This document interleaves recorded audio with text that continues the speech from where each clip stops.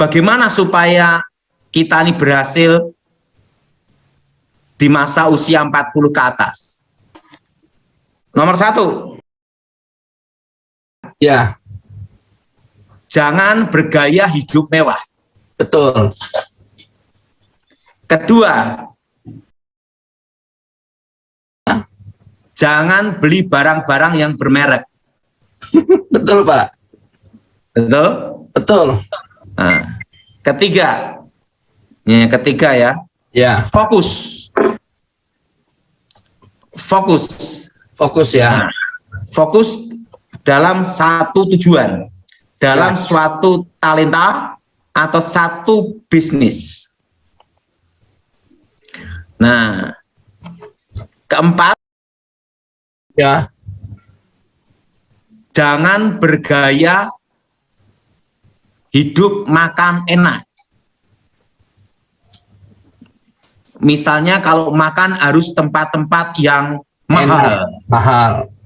Nah, mahal. Nah, jangan. Jadi kelima ya. Kelima ya. Ya. Kalau kita beli barang bukan hanya untuk senang, tetapi harus berpikir jangka panjang. Betul.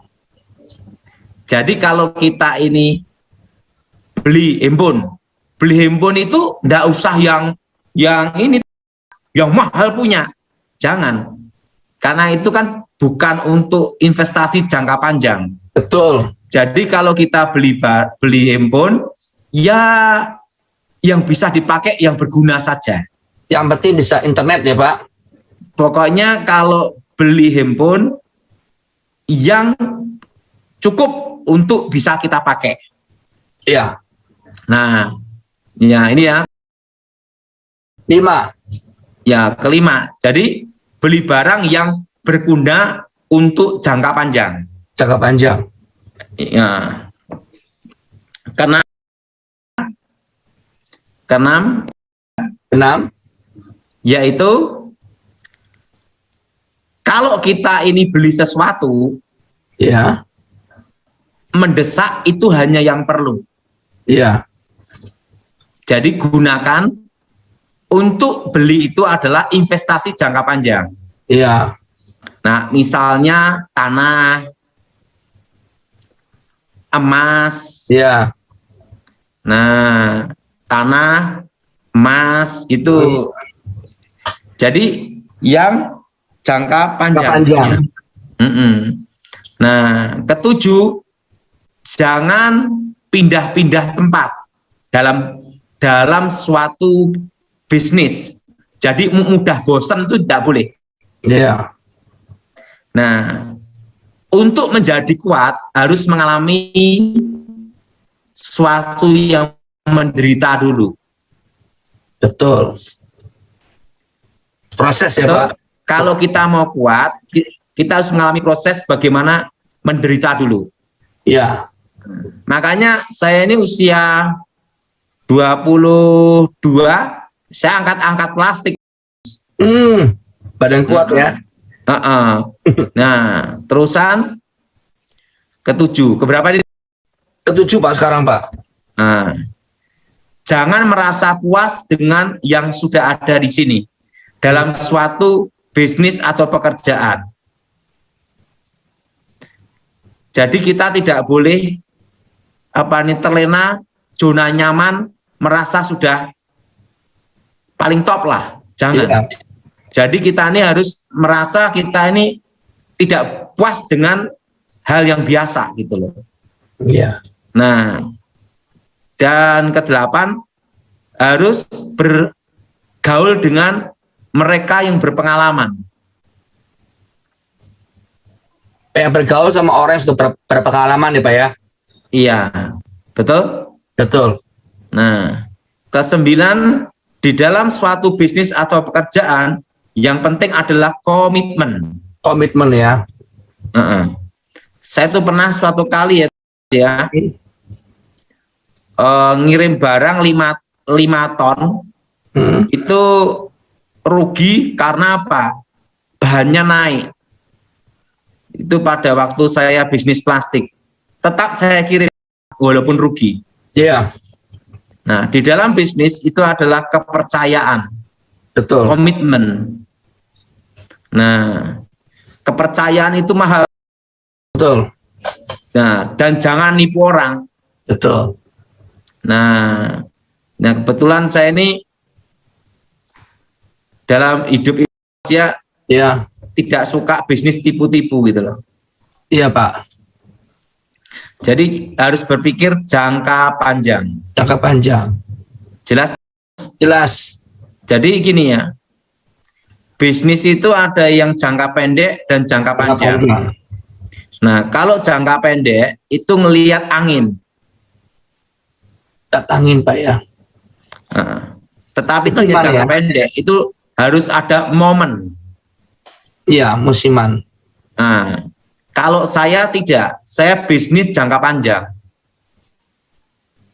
Iya. Nah, kalau bisnis jangka panjang ini tidak boleh modal hutangan itu tidak boleh.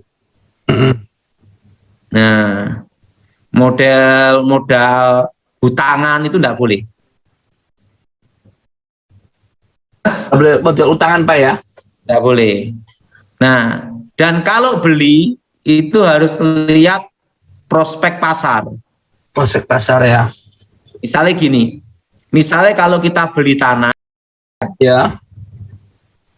di bawah 1000 meter pinggir jalan, jualnya cepat. Betul? Di bawah 1000 meter ya, Pak ya?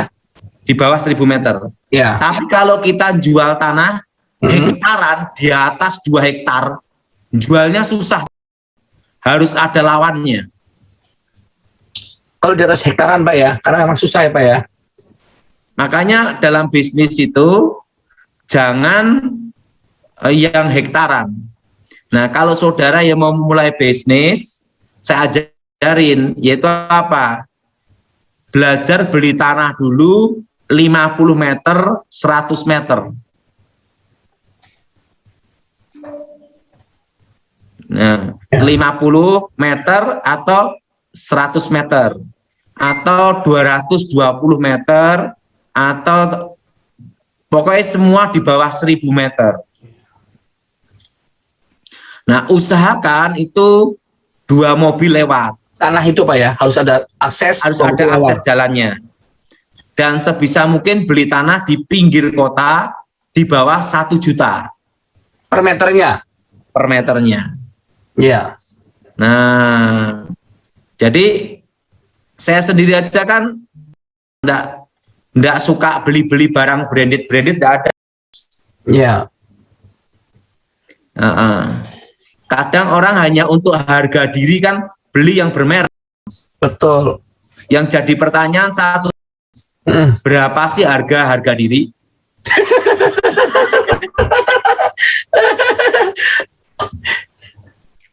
Jadi hidup ini lebih baik sederhana. Betul, Pak Daud. Dan di dalam bisnis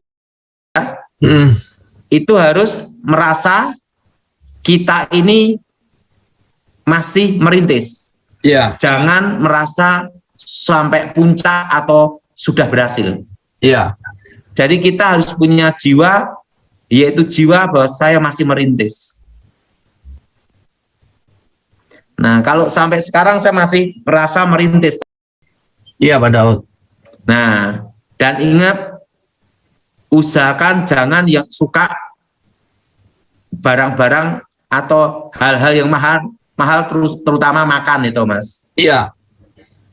Karena kita makan seenak apapun Tetap keluarnya sama. sama. Baunya sama.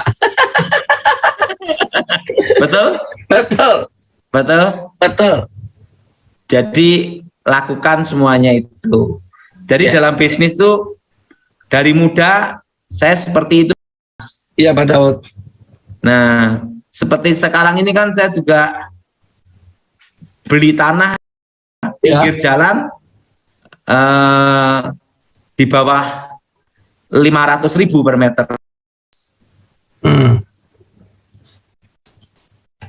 5.000 per meter ya, Pak? Ah, ah. Ah, ah. Kalau kebetulan kuncinya itu hidup adalah sederhana. Itu aja.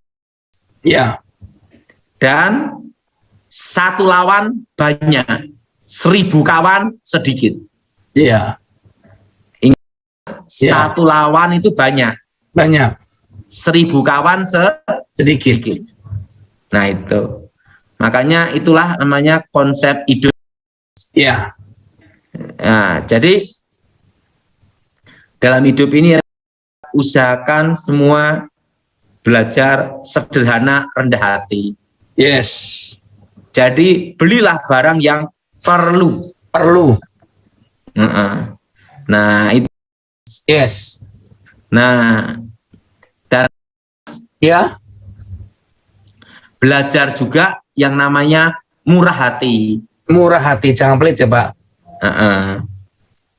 Saya itu misalnya ke notaris gitu,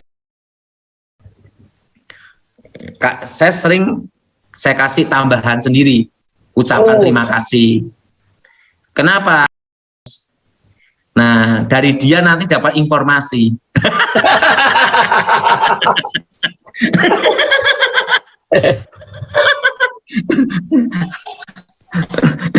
Jadi kalau sama notaris-notaris itu mereka tahu saya. Pembeli tanah gitu Pak ya. Kalau saya beli tanah atau jual beli tanah, pasti saya kasih tambahan, tapi setelah transaksi selesai. Ya, Kadang saya ajak makan, sering saya kasih tambahan. Nah dari situlah dapat namanya informasi. informasi. Langsung ngomong, Pak ada tanah yang mau dijual di sini, di sini, di sini.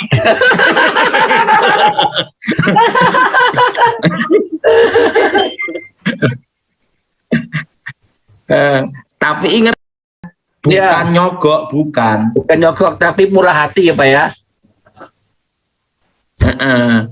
Termasuk sama makelar itu harus murah hati. Terus murah hati. Makelar tanah. Makanya dan kita komit, boleh kita ingkari, nggak boleh. Iya. Pokoknya kalau saya kan jual beli tanah, komisinya berapa saya kasih. Iya. Tapi yang penting itu, ya itu, murah hati itu banyak informasi. Ya notaris, setelah itu makelar tanah. Jangan menganggap remeh makelar, walaupun Ya. hanya orang desa Betul. atau orang kampung. Betul. Pengalaman hidup saya waktu di pengamanan khusus dulu, semua harus bergaul untuk mendapat informasi. Ya. Nah itu makanya saya beritahu, satu lawan banyak, 1.000 kawan sedikit. Sedikit. Setuju? Setuju Pak. Ini tentang properti, saya kasih wawasan ya. Kalau saudara punya tanah, nah kita ngomong, saya tanya ini ya. Saudara punya tanah, kira-kira tanahnya itu dalam kota, kira-kira 5.000 meter. Saya sebagai investor, saya berkata sama Bapak, ayo kita kerjasama, saya bangunannya, Anda tanahnya. Kira-kira Anda mau enggak? Saya bangunannya, Anda tanahnya. Mau enggak? Nanti kita keuntungan kita bagi. Mau. Mau juga Pak saya. Siapa yang mau angkat tangan? Bodoh. Makanya bertanya Pak. Dalam perjanjian tanah itu ada hak bawah dan hak atas. Saya pondasi aja tanahnya. Setelah itu Anda tidak bisa jual. Anda saya tekan harga. Atau nanti saya cari pembeli lain, lebih cuan, lebih untung. Hak atas, hak bawah. Makanya dikatakan bodoh. Karena bisa digantung. Maaf ya Pak. Ya. Gak paham jadi ya. Ya, jadi ingat, dalam perjanjian tanah, saya beritahu pada saudara, jangan mau menerima kasus seperti ini. hak atas dan hak bawah. Karena apa? Selama itu ada bangunan, Anda tidak bisa jual. Karena apa? Ada hak atas. Nah, disitulah ditekan dan dimainkan harga. Nah, makanya di dalam kita bisnis properti, tanah, jangan lakukan itu. Anda oke, silakan beli. Tidak mau ya sudah. Dan yang kedua, jangan memberi namanya kuasa jual. Saya kasih DP hanya 50 juta, 100 juta. Saya minta kuasa jual. Saya gantung itu, saya cari pembeli lain. Nah, dalam properti itu banyak seperti itu. Nah, saya tahu ilmu ini, tapi saya tidak pernah mempraktekannya. Karena itu adalah suatu yang tidak baik. Itu merugikan orang. Siapa yang setuju angkat tangan? Jadi jemaat di sini harus belajar pinter. Nanti tiba-tiba saya kerjasama, ini tanahnya Anda, bangunannya saya. Ingat kata-kata saya itu, hak atas dan hak bawah. Nah, kalau saya di properti belum lama. Saya di properti itu sejak tahun 97. Jadi lumayan ngerti sedikit lah. Banyak, Pak. Saya itu selama jual beli tanah tidak pernah untung di bawah 200%. Saya selalu jual tanah itu minimal di atas 500%. Kenapa? Suatu kali Tuhan bicara sama saya, di mana kakimu dipijak, aku menyertai memberkatimu. Itu yang saya pegang.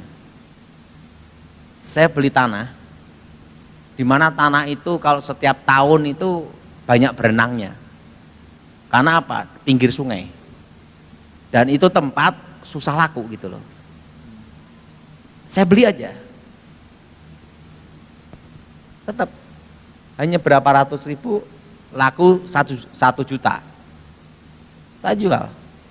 Orang belinya 100 ribu, 200 ribu, udah saya jual. Bung ada orang gila lewat kan gitu. Jual aja udah. Kenapa? Kita harus libatkan Tuhan dalam bisnis kita. Orang rajin sama orang pandai kalahnya melawan satu, hoki, betul enggak? Nah, keberuntungan itu di tangan Tuhan. Amin. Apa saudara? Keberuntungan di tangan Tuhan. Keberuntungan itu di tangan apa, saudara? Tuhan. Di tangan Tuhan.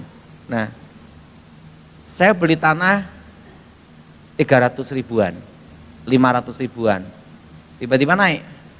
Jadi per meter ada sampai 3 juta, 4 juta, itu belum saya jual. Karena kalau tanah yang kelihatannya bagus, saya tidak jual, saya bikin ruko untuk disewain. Karena saya kalau tanah bagus tidak mungkin saya jual, digunakan sendiri, karena harganya naik terus, betul? Betul? Nah, intinya kalau jual beli tanah itu ada satu caranya. Kalau saudara beli, anggap hilang. Karena kalau engkau tidak anggap hilang, dia angan-angan terus kapan jualnya, betul? Betul? Betul? Anggap aja hilang udah. Oke?